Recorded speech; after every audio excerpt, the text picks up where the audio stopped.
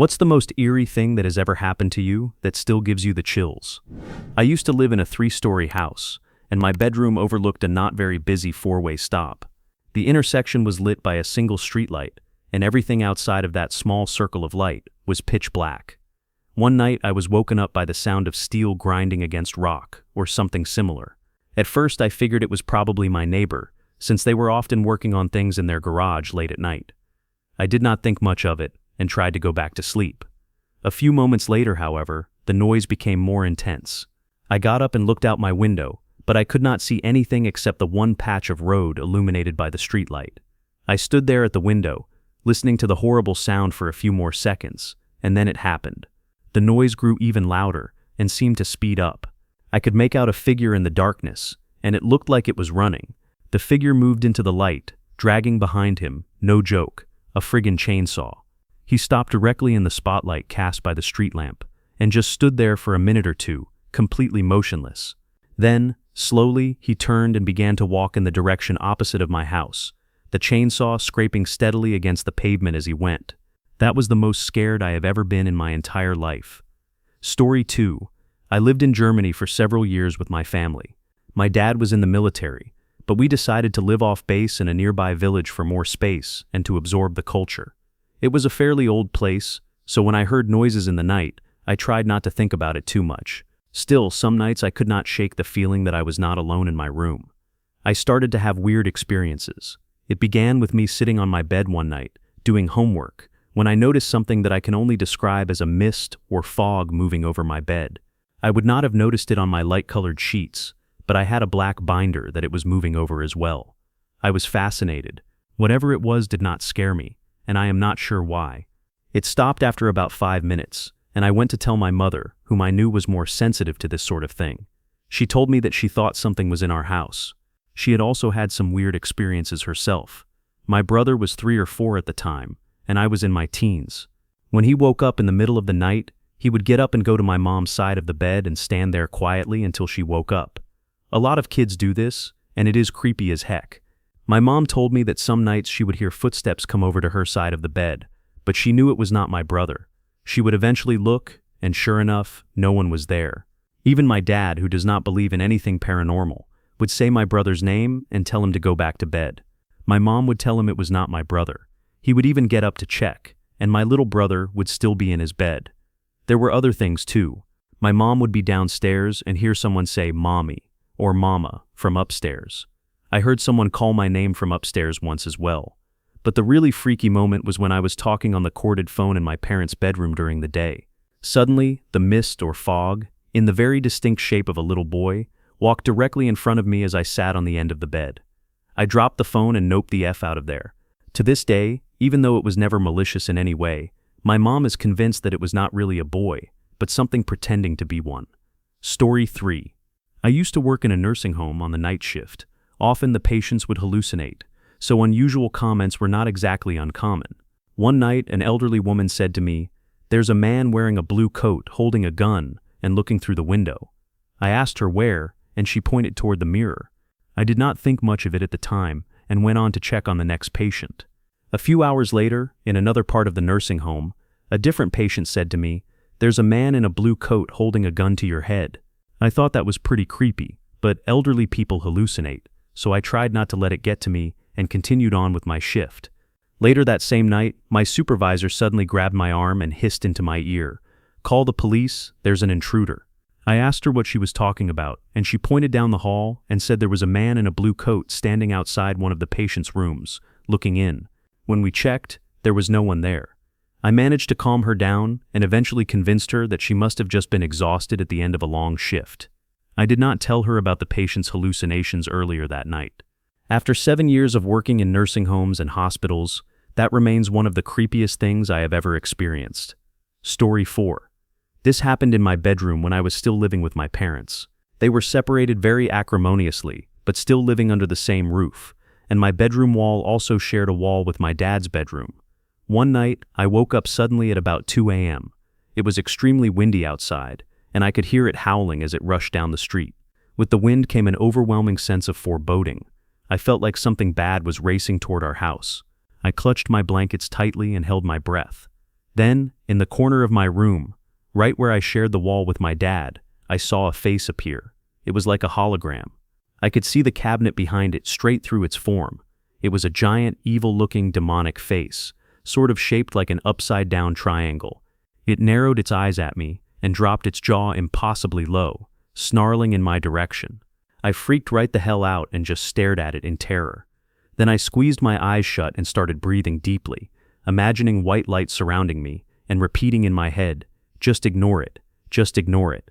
After what felt like forever, it was as if a heavy weight lifted out of the room. I peeked out from under my blanket, and it was gone. The next day, I told my mom that something really freaky had happened in my room, and that I did not want to sleep in there again. She said, "Okay, you can take the spot where I've been sleeping in the study, and I'll sleep in your bed." So that is what we did. The following morning, she walked with me to school, and after a few minutes of silence, she said, "You know, I saw the strangest thing in your room last night." She then proceeded to describe exactly the same face that I had seen. After that, she slept in another downstairs room. When my dad finally left, she took the main bedroom upstairs, while I kept a room downstairs.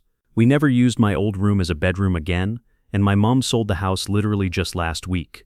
This all happened in 2007. I was 18 at the time. Story 5. This did not happen to me, but to my mom, brother, and dad. In our old house, strange things used to happen from time to time. It was never anything truly serious, but balls would roll around without any starting momentum. The kettle would switch itself on, and doors would lock themselves from both the inside and the outside whenever my brother was in the room. My mom is very in tune with her supernatural side, so she decided to ask the neighbors if anything unusual had happened in the house previously. It turned out that the owner before the previous owner was a single mom named Jan, whose only son went off to fight in World War II and died on the beaches of Dunkirk. My mom believed these occurrences were linked to this woman and her dead son, especially the doors locking themselves with my brother inside the room. Because of this, she sat down one day and said something along the lines of, "Jan, I know what happened to your son, and I am sorry. You can help look after mine, just please stop scaring us, and don't hurt any of us." Within 24 hours, all of the creepy things had completely stopped. The only exception was that the front gate would lock itself when someone left the house, and then unlock again when they returned. Story 6. So one night I walked out into the lounge room in complete darkness to fetch something, the only light coming from a soft glow spilling in from the kitchen. Now, the way the lounge room was set up, we had one single lounge in clear view from the doorway, and the light switch was a bit of a way into the room. Halfway in, I noticed something on the lounge, the faint, wispy outline of a small white dog staring straight at me. It was completely and eerily still, just staring forward. The only small white dog we owned was in my bedroom, and I had in fact walked past her just moments beforehand, so it definitely was not her. It did not look solid either, more like a strange line drawing made from smudged chalk, but it looked exactly like a small dog. I was an instant nope, and immediately turned right around and walked back out. I went back to my room and picked up my little white dog, purely for protection, who was still snoozing on the floor. Then I went to my sister's room and convinced her to come back with me into the lounge room. So there we both were, standing halfway into the lounge room, staring at the faint, wispy outline of this small white dog, which was still staring straight at us, without moving a single muscle. After a few seconds, my sister finally gathered the courage to creep a little further forward, reached the light switch, and flicked it on. It was a friggin' plastic shopping bag. Story 7. I had a recurring dream where I was in a car accident and died. It happened so often that I eventually typed the exact events out on my computer, just in case I did die that way, so someone would have proof that I had seen it coming. I wrote down what kind of tree I hit, which bones were broken, how I died, and even how it felt as I was dying. I refused to drive on the road where it happened in the dream. I did not have an exact location, but I just knew it was close to home. For a few months, I was convinced that this was how I was going to die. A year later, my cousin died in this exact way. It was the same kind of tree, the same bones were broken, and it happened close to his house. It was a small town, so everyone knew everything that happened. He and I were raised more like brother and sister than cousins, and when I heard the news, it freaked me out to no end. The part that gets to me the most is this. In my dream, I heard them tell my mother that I had died instantly, but I knew that was not true, because I had felt myself die. So when they told us that he had died instantly, I completely lost it. Story 8. This did not happen to me personally, but to my grade 6 teacher and her husband. It seemed pretty appropriate, so I thought I would share it. A little while after starting a family, they decided to buy a cabin up in northern Ontario, something like a small summer getaway. They looked around for a while, trying to find a place that fit their specifications. Mostly somewhere nice and out of the way, not overly crowded around a single lake like you see with a lot of cabin properties in Ontario. Anyhow, they eventually found a place that was perfect.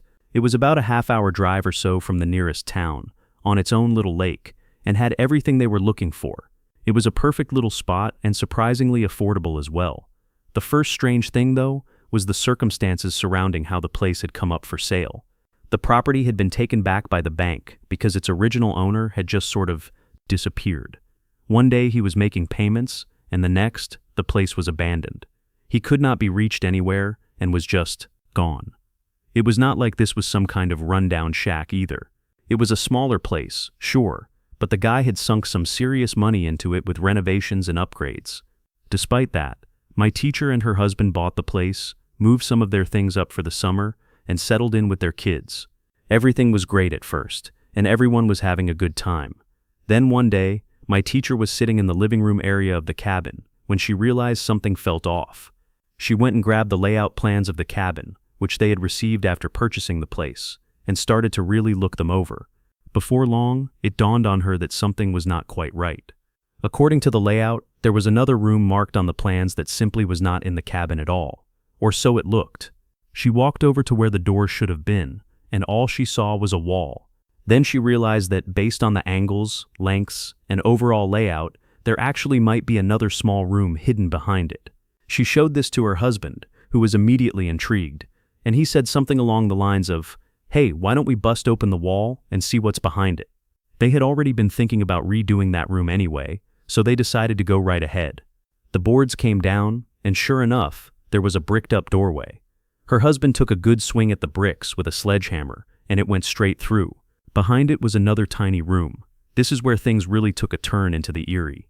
The room was about the size of a large closet, square in shape, with plain walls and a wooden floor, nothing too extreme on its own. It was what was inside the room that made it strange. There was a single wooden chair facing away from the doorway, with a light bulb hanging down from the ceiling, directly over it. On the wall that the chair was facing, there was a small painted self-portrait of a man, set in a dirty wooden frame. The picture was clearly done by an amateur, but it was distorted in a disturbing way. The colors were dark, and the man in the painting was staring straight ahead with dead gray eyes, his mouth slightly open. It was unnerving, to say the least. They got rid of the contents of the room and ended up boarding it up again. I guess they could not find a use for such a small space, or maybe they still found it too creepy. I do not know. What I do know, however, is that if I were in that situation, I would have burned that friggin' cabin down and never looked back. Story 9. This one is a longer one, and it is the weirdest thing that has ever happened to me. One night after work, I went out for a drive. At the time, I was working 7 days a week, 8 to 12 hours a day. It was rough. Normally, I would go straight home and spend what little time I had with my significant other and my computer. But that night, I decided to drive instead. There was no real reason for it. It just felt like the thing I needed to do. I even went pretty far out of my way, all the way to the complete opposite side of my smallish town, about 15 minutes away. As I was driving along this highway strip, I suddenly felt like a box was enclosing around me. It was not a bad feeling, more like a protective shield. It felt like it was encasing me, guiding me somewhere, though I had no idea where. After a bit, it started to feel lonely inside that box, like something was missing. I do not really know how to describe it, but a few moments later, I felt like I was starting to link up with another box. This was the missing box I had apparently been searching for, all of 10 minutes, but it felt incredible to finally find it. The question was, where was it? I kept driving, and then the feeling started to slip away. I slowed down and drove for a little while, going about 10 under the speed limit. Then I felt it again. It was close, really close, and I suddenly knew I needed to speed up. That is when it happened. My missing box was right there, directly behind me, inside another car. I did not see it with my eyes. I just felt the connection snap into place. I had no idea who was in the car behind me, but I knew where they were going. Somehow I was following them while also leading at the same time. I was not watching them for clues, because I was always well out in front. I just knew the way. We drove for about 15 minutes off the highway, down roads I had only been on maybe a handful of times in my entire life. Yet I knew exactly where this car was going. I knew where my other box was leading me. I did not know what was going to happen when I got there. I just knew I had to meet my box. Finally, I pulled up into a driveway I had never been in before and waited for a few moments. This was it. Then he pulled in behind me. I remember thinking, what the hell must he be thinking right now? A girl got out of the car, walked past me crying, gave me a strange look, and rushed inside the house. I got out of my car and knew, without question, that I needed to go talk to my boxmate. He started to back out of the driveway, but I motioned for him to stop and come here. Somehow, he did. I walked over and just got into his car. I had never seen this guy before in my life, and he had never seen me either. As soon as I got in, I knew his name, just his first name. But still, it was Jeff. Weird, right? Yeah, it was friggin' weird. I also knew he had just been broken up with. Sure, there were context clues, but I knew it without actually needing them. The information was just there. I started talking to him, asking how he was doing and what he planned to do next. He gave me a few strange looks at first, then he completely broke down and told me everything. He told me how she was his entire life, and how he was planning on ending it all. I have never really been the kind of person who knows how to comfort others in their time of need. But that night, I was not that guy. Somehow, I managed to say all the right things. I said exactly what he needed to hear. I just knew. I knew everything he needed to hear, and I knew when to say it. After about 30 minutes of talking, I told him that everything was going to be all right. Then he asked me who I was. I was about to answer him when, all of a sudden, I saw these huge red prohibition symbols appear in my head. I shook my head a bit, trying to clear them out, and they disappeared. I did not tell him who I was. I just told him that I could not say, but that he should know he was in good hands. I shook his hand, got out of his car, got back into mine, and drove home. That is the single strangest thing that has ever happened to me. To this day, I still do not know what the hell it was all about. I still do not understand why it happened at all. Story 10. This is a story from my parents that involves me, but I was too young at the time to really understand what was going on. Between the ages of 4 and 6, I would often talk to myself while I was in the kitchen. My parents would ask me who I was talking to, and I would always tell them it was a little boy. This went on for several years, and apparently I was very consistent about it. One night, my parents were driving home after spending the evening with friends. It was dark, and just as they were about to pull into the driveway, my mother suddenly slammed on the brakes. She had seen a little boy run out of the front door of our house and straight into the road in front of the car. At the exact same moment, everything had flashed into daylight, like an old movie reel flickering in front of her eyes. On top of that, my dad turned to her and said, "Did you see that?" He then explained that he had seen exactly the same thing. For the record, neither of them had been smoking anything or taking anything at the time. After that incident, I never spoke to the little boy again. A few weeks ago, I am now 22, a neighbor from across the road came over to borrow some sugar. My mom invited her in for a cup of tea, because this is Britain after all, and they started chatting. It turned out that this neighbor had lived on the road for 45 years. At some point, they began talking about new street safety measures that were being introduced. My mom mentioned that they seemed like a good idea, even though in the 20 years she had lived on the road, there had not been any accidents. The neighbor then said that a few years before we moved in, a little boy, about 6 years old who lived in our house, had heard the ice cream man coming. He ran out of the house, through the gate, and straight into the street to get an ice cream, only to be hit by an oncoming car from the opposite direction. This happened in the exact same spot where, 16 years earlier, both of my parents had seen that same scene play out in that sudden flash of daylight late at night. Creepiest thing ever.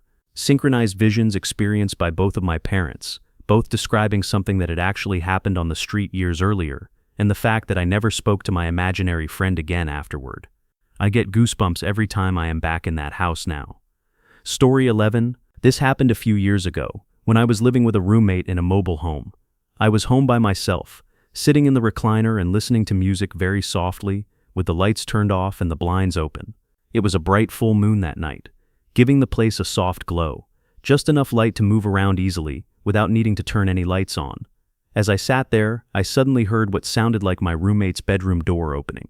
At the same time, I could feel the pressure in the room change, immediately followed by the sound of the floor shifting, as if someone was walking across it. It was not the sound of footsteps exactly, but more the sound of the floor moving under weight. The movement continued right up to where I was sitting, and then stopped, right where it felt like someone was standing over my right shoulder. That unmistakable sense of presence was there. I instantly got full-body chills and goosebumps, and was too frightened to turn around and look. Trying to stay calm, I quietly said out loud, "What's up, do you need something?" After a few seconds of calling out, the feeling of someone standing there slowly went away. I got up, turned on the lights, and double-checked all of the doors and windows to make sure they were properly shut and locked. I also checked my roommate's bedroom door. It was shut tight, there was no one inside, and the window was closed and locked as well. I did not get much sleep that night, though I do remember eventually falling asleep with all of the lights on. I have not experienced anything like that since. Story 12. My last 2 years of college were spent living in a 2-story off-campus apartment with 5 other friends, making it a 6-bedroom apartment in total. Throughout those 2 years, everybody had experiences where things felt off, or just plain weird. Everyone would get the feeling of being watched, and/or not being alone, even when there was no one else around. After a while, things started to escalate. You would begin to feel whatever you were sitting or lying on start to shake. If you were sitting in a chair, the chair would shake. If you were lying in bed, the bed would start to shake. I do not mean minor movements either, but noticeable, sometimes aggressive shaking. At first we all brushed it off and blamed the apartment itself. We assumed it was just an old building reacting to normal vibrations, the structure settling, a large truck driving by, or strong winds. Eventually though, we started paying closer attention and had to rule all of those explanations out. To test it, we began placing cups or glasses of water next to our seats, beds, or wherever we were when it happened. What we noticed was unsettling. While the object we were on was shaking, nothing else in the room was moving at all. I would be lying in bed while it shook violently, yet the glass of water sitting on my nightstand right next to the bed showed no ripples or signs of movement whatsoever. One night, the shaking was particularly intense, and out of frustration I shouted, "Knock it off." Almost instantly, the shaking stopped. A few weeks later, it happened again, so this time I shouted, "Go bug Angela." About 10 minutes later, Angela came running into my room, clearly shaken, saying that her bed had just started shaking for no reason at all. We were never able to figure out what the cause was, but the whole experience was incredibly unsettling and remains one of the creepiest things I have ever lived through. Story 13. I have one that has stuck with me for years. When I was a high school freshman, I was frequently hospitalized for a health problem that I have had all my life. Things were especially bad around that time because I was going through puberty, which caused my body to grow faster and in turn escalated my problems. Eventually I developed a cyst in my hip, right next to a bundle of nerves. The doctors suggested that I undergo sclerotherapy to get rid of the cyst and hopefully end the pain. The only problem was that if anything went wrong during the procedure, my leg could have been crippled. My family and I thought about it for a long time, and eventually decided to take the chance and go through with the procedure. However, when the day finally came, strange things started to happen. That morning, a secretary called my mom and told her that we would have to reschedule because the surgeon was too sick to come in. Apparently, it was the first time in the entire history of his career that he had ever been that sick. So we rescheduled the surgery, and then, weeks later, when the new date came around, the exact same thing happened again. At that point, my family and I all got a very strong feeling that I was not supposed to have that surgery done. In the end, I never did have it, and over time, things got better on their own. It is very eerie to think about now, almost like it was more than just a strange coincidence. I still find myself wondering how different my life might have been if I had gone through with that surgery. Story 14. When I was a kid, I went away to the same summer camp several years in a row. It was held at the Cedar Lakes Conference Center in West Virginia. The grounds were really lovely. There were rolling hills, trees everywhere, and a peaceful, welcoming atmosphere during the day. But there was also something about the lakes. There were several small lakes on the grounds, situated between the main hall and the cabins. Footbridges crossed over them to shorten the walk. The bridges were very low, almost touching the surface of the water. During the day, everything felt beautiful and calm. At night, though, it was a very different story. On the last night of camp, there was a dance in the main hall. At some point, I left to walk back to my cabin to get something. I honestly do not remember what it was, probably something stupid. As I walked toward the last footbridge, a sense of dread started creeping up my back. The lake below was pitch black and unnaturally still, and there were small puffs of fog drifting slowly across the surface. I did not turn back, because I needed whatever it was I had gone to get. I also did not take the longer way around, because that walk would have taken much more time. I kept reassuring myself, and felt mostly okay until I reached the middle of the bridge. As soon as I was far enough along that turning back felt pointless, the dread intensified sharply. I cannot explain where the feeling came from.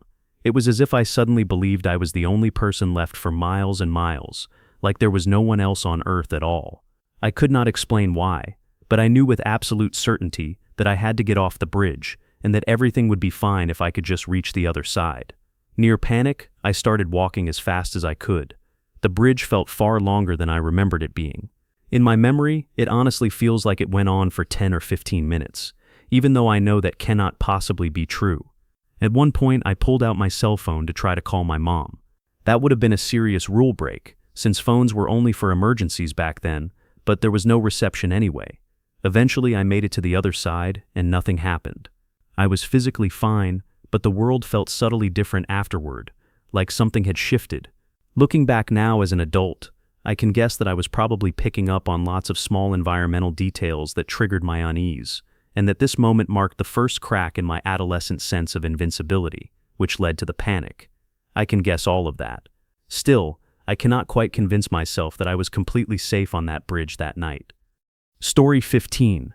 I was 14 at the time, and I had already experienced a few things on the paranormal side, but this was the most substantial and the one in which I was most exposed. It also happened while I was completely alone and in the dark. I had spent a lovely evening talking and laughing about typical teenage things with my friend, and eventually I set off on my walk home by myself. I lived about 10 to 15 minutes away from my best friend, and it was around 10 or 10:30 p.m. when I left, which was very late for me at that age. The air was crisp, and traffic was moving very slowly. In my old town, this was the time when people were either cozily locked up inside their homes, or enjoying the last hour before last orders. There were street lights spaced every few hundred meters, but most of the houses had their lights turned off. I technically lived only 3 streets away. A short road, a longer stretch, and then into my cul-de-sac. As I neared the top of my friend's street, a figure appeared from a side road in front of me. She was on the same side of the road. I say she for 2 reasons. Firstly, she was dressed head to foot like a lady from the Scottish Widows adverts here in the UK. Google it. Today, I would more readily associate her attire with that of a woman wearing a floating burqa. I do not think even one family in my small town dressed this way, and I had certainly never seen anything like it before. In fact, I would not see anything similar again for many years after that. Secondly, I just knew she was a woman. I also just knew she was not from this world. My goosebumps had already started to rise on my forearms, but at this point my rational brain told me that I was bound to be unnerved by anything unusual while alone in the dark. I kept a safe distance and held my eyes transfixed on the sashaying figure in front of me. My body was on full alert, and I can still remember my adrenaline levels building and building, until I felt a constant buzz in my fingertips. As she turned to her right around a tall hedge and into the second street, I distinctly remember imagining that she had stopped dead in her tracks and was waiting for me on the other side of the hedge. My heartbeat started racing, and I edged sideways until I was practically in the road. When I came around the corner, she had definitely dropped her pace and was considerably closer than before. At this point, I was just glad I had not come face to face with her. I slowed my pace, which made me realize that this agony was going to last even longer. Slowly, she walked past the first of 2 churches that happened to be along this route. A streetlight lit her up, allowing me to see all the dancing folds and ripples the wind was creating in her long black shawl or coat. I could not see a shadow, though, and this made me panic. I wanted to check how my own shadow appeared behind me as I passed the light, but I could not bring myself to take my eyes off her. Apart from feeling the bile rise in my throat and the sweat dripping from my clenched fingers, nothing happened for about 3 or 4 minutes. The only thing I clearly remember is that she did not go down any of the side roads we passed, and I felt a wave of disappointment each time. I considered running as fast as I could past her and hoping for the best, but I really did not want to get that close to her. Not a single other person passed us. Not a single car drove by. As we began to approach the second church, she picked up her pace slightly. I stayed at the same speed, and watched her intently. She was approaching the pathway that ran between a school building and the church. Just as she turned into the path, a car's headlights emerged faintly from a bend ahead. Other human beings were still about, and I heaved a huge sigh of relief. The car slowed as it came around the corner and towards us. The headlights were directly ahead now, and I squinted into the glare. What I saw in front of me will always chill me to the bone.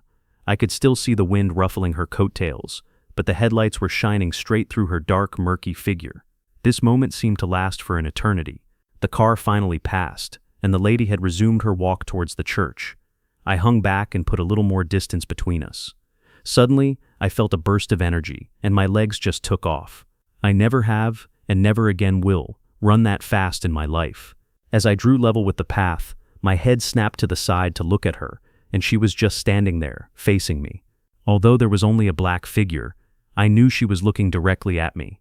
When I finally collapsed on my parents' front porch, banging and kicking to be let inside, my throat was burning from the rush of cold air.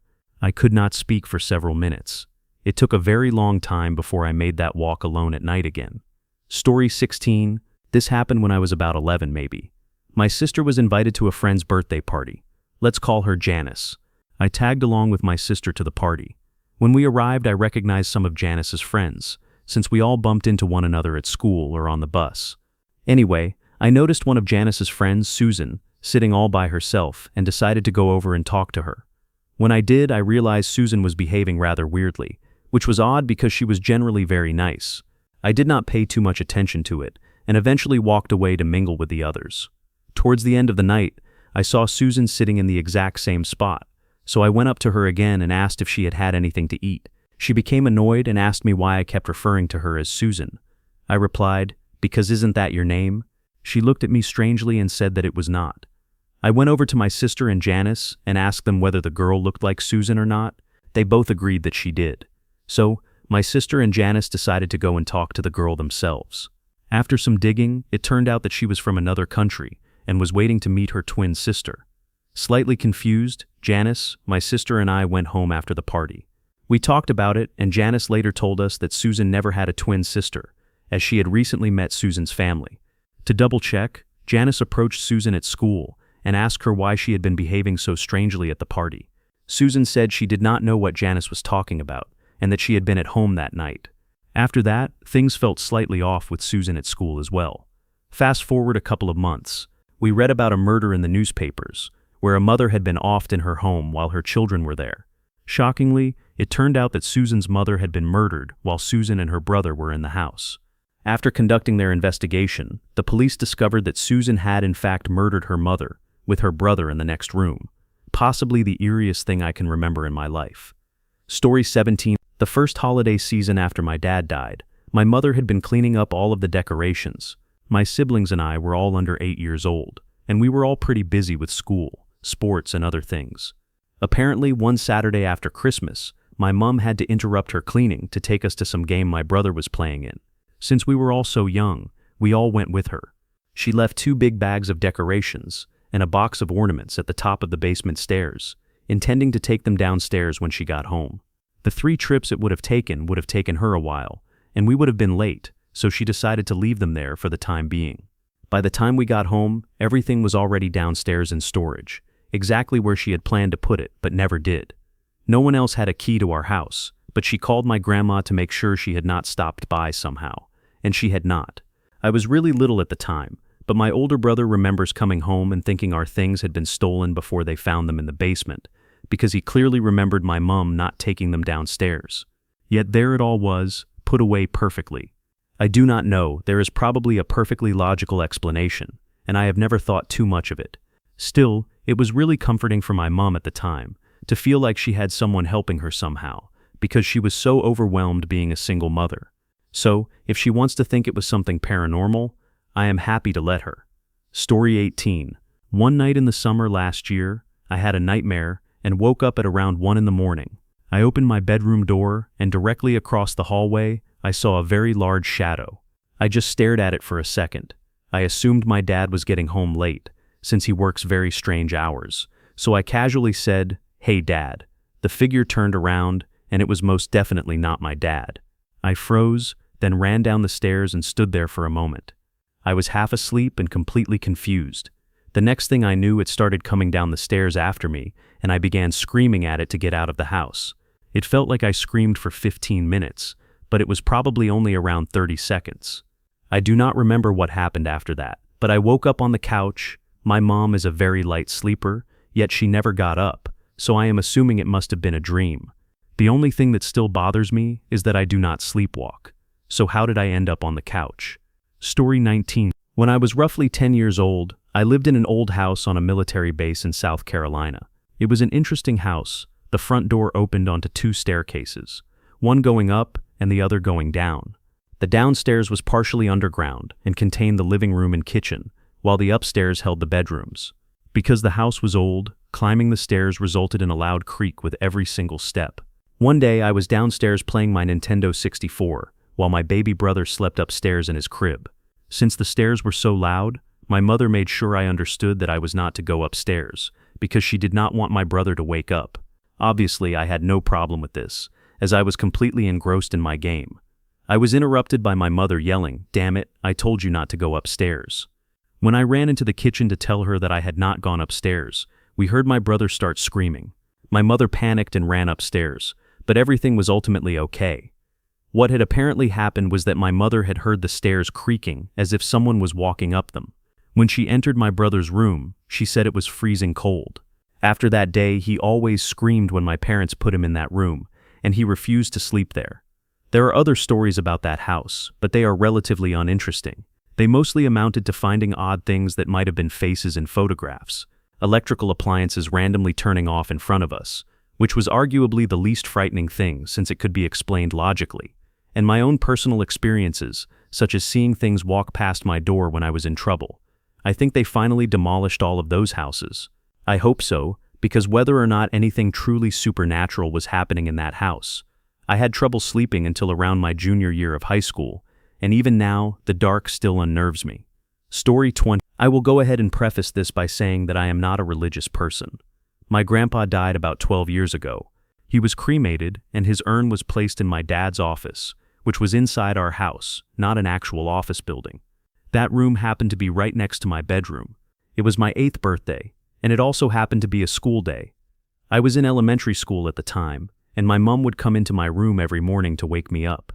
I had gotten to the point where I could almost sense when she was standing over me, just because I was so used to the routine. So like I said, it was the morning of my 8th birthday. I was asleep in my bed when I sensed my mom come into my room to wake me up. I felt her enter the room and stand over my bed. Instead of waking me up though, I sensed her walk over to the corner of my room. That was not what usually happened, so I sat up and opened my eyes. I looked around, and my mom was not there. I then looked toward the corner of my room, and saw a figure standing there that looked exactly like my grandpa. This scared the hell out of me, and I hid under my covers until my mom actually came in and woke me up for real. To this day, I choose to believe that it was just my grandpa stopping by to look over me and wish me a happy birthday. Story 21. When I was a kid, I think I was around 8 to 10 years old. I used to go for sleepovers at one of my mates' houses. At this particular house, I had epic trouble when it came to getting to sleep. I would literally toss and turn for 4 to 6 hours every single time I slept there. On top of that, my friend and his brother were always saying that their house was haunted. They claimed that the ghost had once turned on all the lights in the house, even opening the fridge and the pantry just to turn those lights on as well. Now with all of that, I am sure you are thinking, you were young and had an impressionable mind and so on. But here is the thing, I did not believe them at all. I did not believe in the paranormal or the supernatural, and I would just laugh at them whenever they told me these stories. So, one night after playing Twisted Metal on the Nintendo 64, I think it was, and while watching Rambo, we were all in the rumpus room downstairs. There was a sliding glass door leading outside, a hallway leading to the bedrooms, and stairs leading upstairs. The other two guys had fallen asleep, and that is when my own attempt to sleep began. After about half an hour, I opened my eyes. I was still completely awake at this stage, nowhere near falling asleep, and I saw thick fog everywhere. I was extremely confused about where it was coming from, and it seemed to be drifting down from upstairs. The lights were on upstairs, where they definitely had not been before. It was at this point that I realized the doors were closed, and they had been closed the entire time. There was this strange fog inside the house, about 3 feet off the ground and roughly a foot thick, and it was coming from upstairs, where the lights had somehow turned themselves on. I almost lost it with fear when I realized that this was the ghost messing with me. I slammed a pillow over my head and nearly cried while begging it to go away. After about 5 minutes, I finally peeked out. Everything was back to normal. No fog, no lights upstairs. Everyone else was still sleeping. After a number of years, I started doubting myself. Then, when I was about 21 years old and having dinner with my parents, I brought it up in conversation. My mom immediately started freaking out. It turned out that my mate's mom had once told my mother that something really had happened in that house, and that strange things went on there. She never said exactly what, though, because they had been trying to sell the house at the time. Story 22.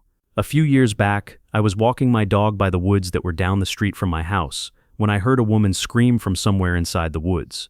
She then began yelling, alternating between pure screams of complete horror and shouting that she did not know where she was and needed help. I called out to her a few times and started heading into the woods. I was only 17, but my dog Bear is a big black lab mix, so I was not too worried about my own safety. Just as I got about 30 feet into the woods, her screaming stopped. I stood there for a bit, calling out to see if she was all right. There was no response. Then, about 100 feet away from me, a man walked out of the brush, saw me, and stopped.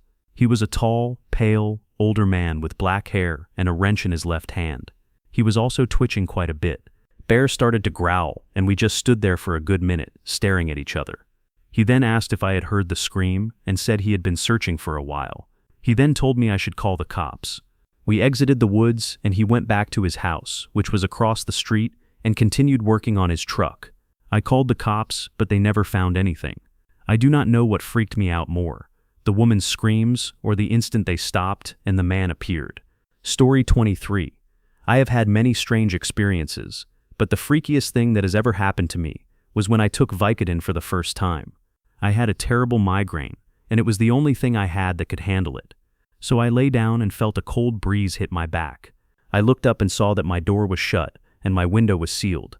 This was during the winter, but I have no ventilation in my house at all. I figured it was just my imagination and laid back down. I started to drift off to sleep. I felt my body relaxing, but something did not feel right. I tried to open my eyes, but I could not. I could not move. I started to feel my body sink into my bed. My arms and legs were being dragged into the mattress. I heard a cynical laugh. I still could not move. My body was numb and useless. I sank deeper and deeper into the bed. I was finally up to my neck. I could feel the floor with my feet. The carpet felt like it was burning me. I could not breathe anymore. The bed had taken in most of my face. My sister then barged into my room, screaming. I woke up and realized I was laying on top of my bed. My throat hurt and my feet burned. I looked in the mirror and saw scratches all over my body and a ring around my neck. I am not going to take more than one Vicodin ever again. Story 24. Once when I was very little, I thought I had read my mother's mind. I was quite young, probably around 7 years old when this happened. At home we have an alarm system that requires a 4-digit code to deactivate. Pretty standard. As I was very young, I had never entered or left the house without my parents, so I had never bothered to remember the code, as they were always there to do it themselves. I had seen them enter the number, but had not paid enough attention to take note of the digits they were pressing and memorize them. I am lazy like that. For example, if someone else is driving, I never take note of the route they are taking. My mother and I had just gotten home from the shops, and the house was empty, so the alarm would be on. After getting out of the car, my mother gave me the key to open the house while she went to check the mailbox, which was at the end of the driveway. She was walking away from me when I asked her what the alarm password was. She did not turn around, so I could not see her face, but I heard her voice distinctly say 1953. I went inside the house and entered 1953 into the touchpad. It did not work. I tried again, and it still did not work. My mother eventually made it to the door, and I told her that the number she had told me was wrong. However, she then said that she had not heard me ask her for the code, and had not said anything to me after giving me the house key. She had simply assumed that I already knew the code.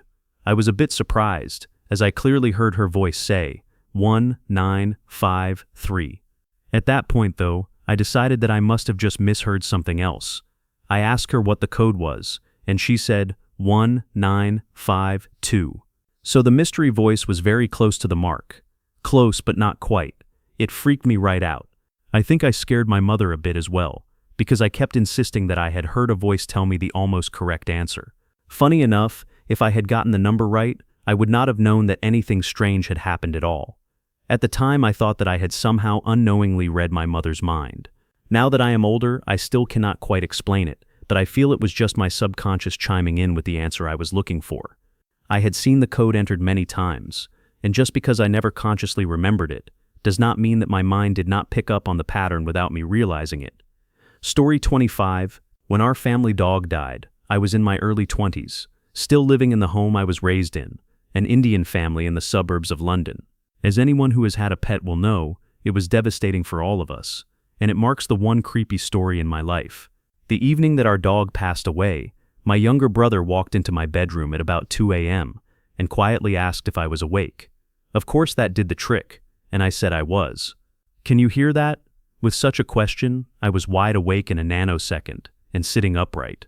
I strained to pick out what he seemed to hear very obviously, but I could not hear anything. He repeated twice, "There, can't you hear that?" I should add at this point that my brother is very level-headed, very anti-drugs and against anything that results in a loss of mental self-control, very stoic. So I did not think then or now that he was imagining it, and I asked him what he could hear. "I can hear Dad outside calling me." I got out of bed, and in my sleepy state, I imagined that perhaps our father had gone sleepwalking or gotten stuck outside. Why, I did not know, but I was trying to match scenarios to what my brother was telling me. He had never done either. So we walked to my parents' room and peered into the darkness. I quietly called out, "Dad," and he woke with a slight start, obviously a bit surprised to have both his adult sons looking into the room. This time, my brother just said he could hear a voice in the garden, and now the whole family was awake. What followed would be comical if it had not been so odd at the time. We all quietly trooped downstairs, with me picking up the nearest solid object, as I now suppose there must be an intruder in our back garden.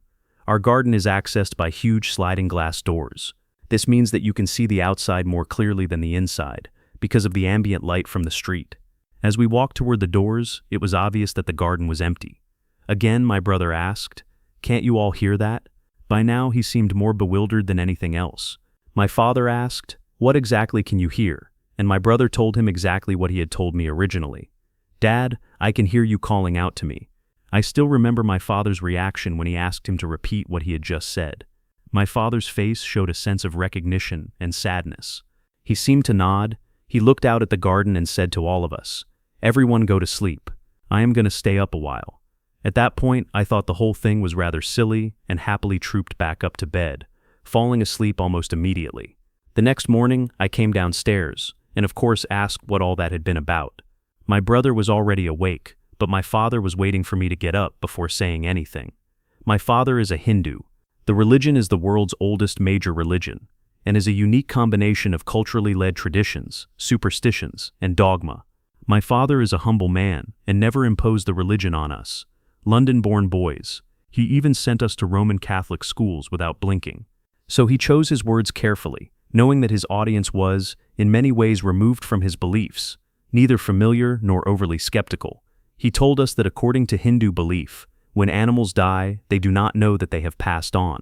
Humans know that they have died, so unless they have unfinished business, they do not hang about. Pets, however, want to come back into the home they have lived in for years.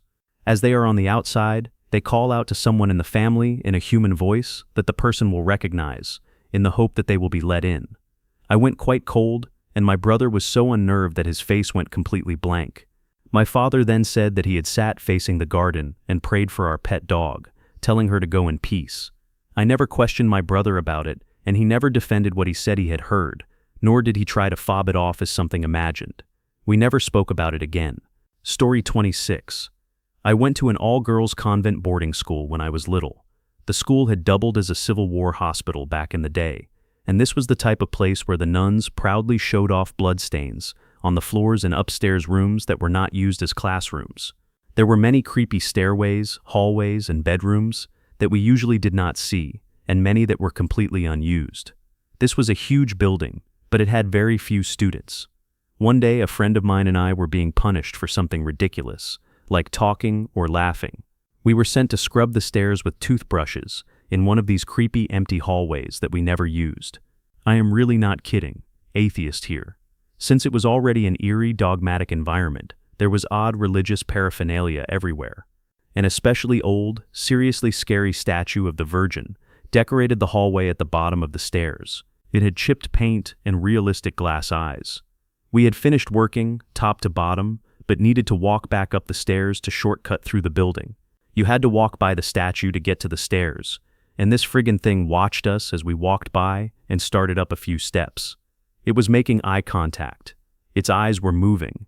It continued until we both friggin' booked it up the stairs at the same time, screaming bloody murder, both convinced we were destined for hell.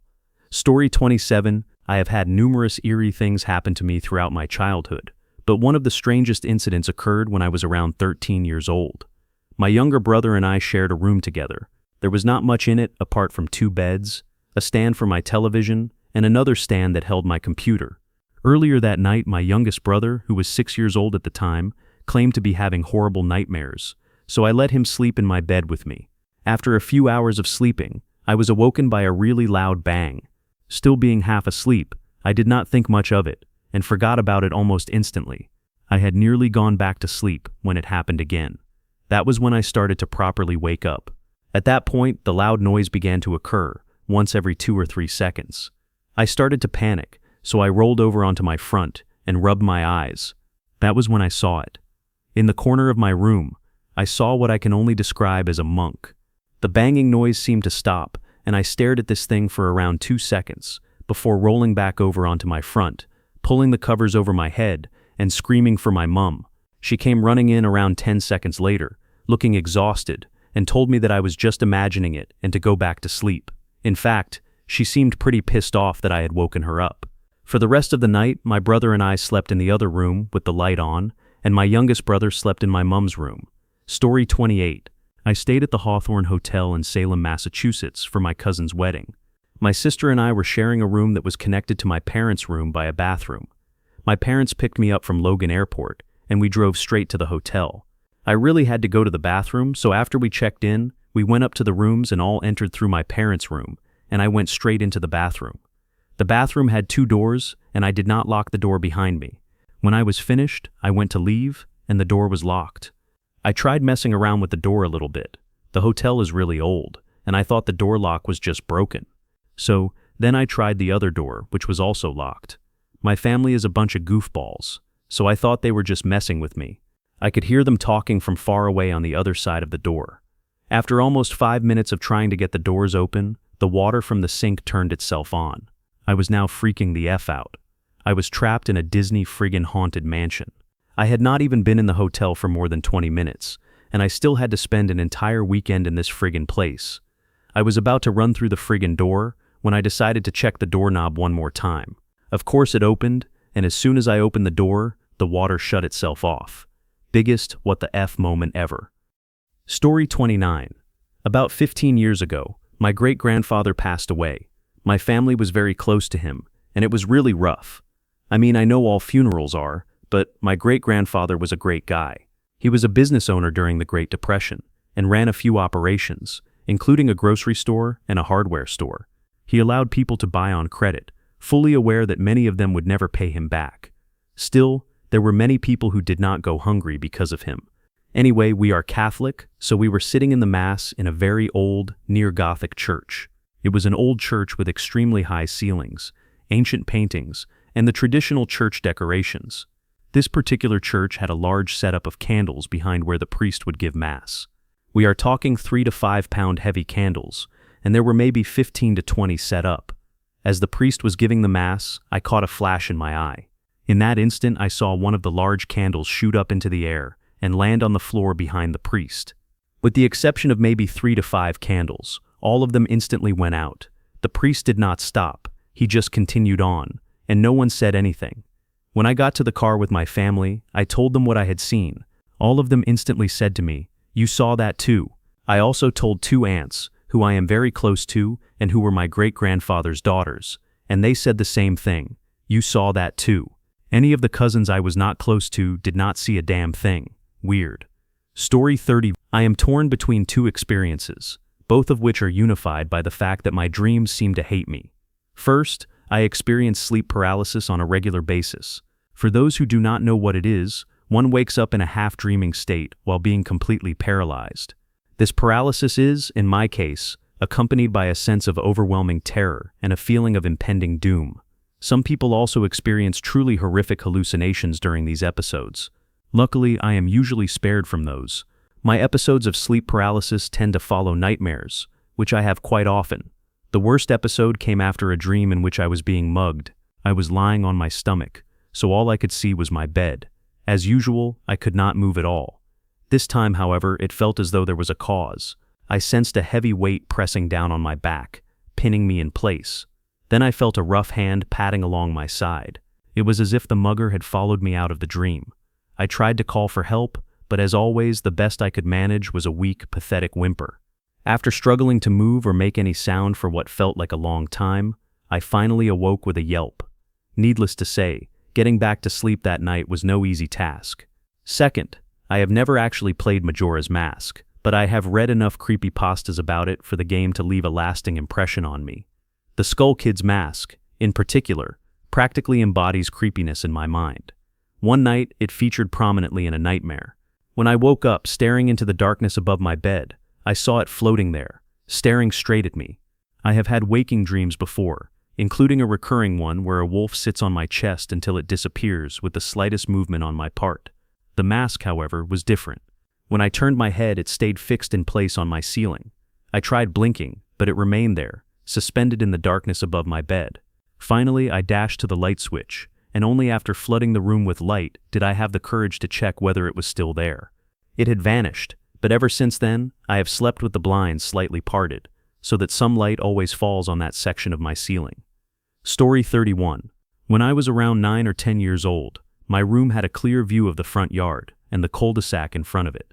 One night I was up quite late because I could not sleep, and the light over the front door turned on. At first, I did not think much of it because that light often flickered on and off. Then, out of nowhere, I saw someone walking in the middle of the street. The strange part was that he did not have a shadow. I thought, maybe it's the neighbor, but it was not. He did not walk to another house. He walked up my driveway and behind my house. I jumped out of bed and sprinted to my parents' room to look out their window, which had a view of the side and backyard, but no one was there. I woke my dad and told him what I had seen, asking him to check around the house to make sure no one had broken in. In the meantime, I went back to my room and stared out the window at the street. My dad eventually returned and told me that nothing was there and that I should go back to sleep. I finally fell asleep after a while, but I woke again around 3 a.m. and looked out the window. I saw him standing in the street, staring back at me. I blinked, and he was gone. It still gives me chills to this day, even though I never saw him again. Story 32. When I was about 10 years old, my little brother and I were playing in the old chicken coop on my grandmother's farm. We were not supposed to be in there because it was a filthy, decrepit old building, but it was full of decades worth of interesting farm equipment and random junk.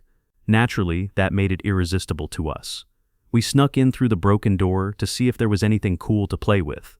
We had only been inside, poking around for a few minutes, when we heard something that can only be described as a chorus of voices singing in beautiful harmony.